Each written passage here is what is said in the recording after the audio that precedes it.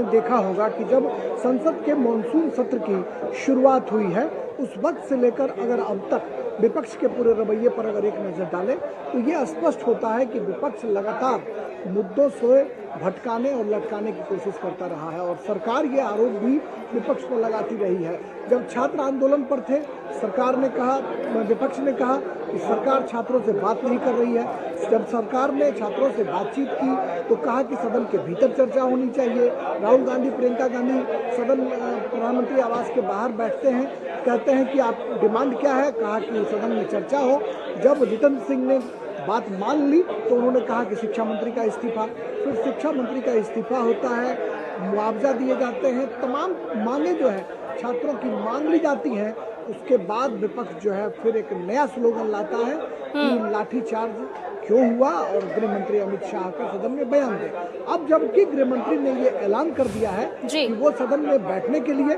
सदन में चर्चा करने के लिए और जवाब देने के लिए तैयार हैं, तो अब विपक्ष के पास कुछ ऐसा ठोस बच नहीं जाता है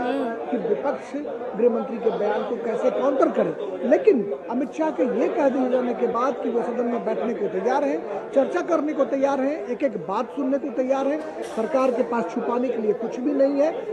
एक एक बातों का हम जवाब देंगे। राहुल गांधी जब सदन से बाहर आते हैं तो गृह मंत्री के बयान पर वो कहते हैं कि अब तक कहाँ थे, अब तक क्यों नहीं सदन के भीतर आए, अब तक क्यों नहीं जवाब। इसका मतलब ये समझा जा सकता है कि विपक्ष की मंशा स्पष्ट है कि हर हाल में संसद के मॉनसून सत्र को वॉश आउट कर दिया जाए। अब जबकि मात्र एक दिन शेष रह गए हैं, सिर्फ कल का दिन है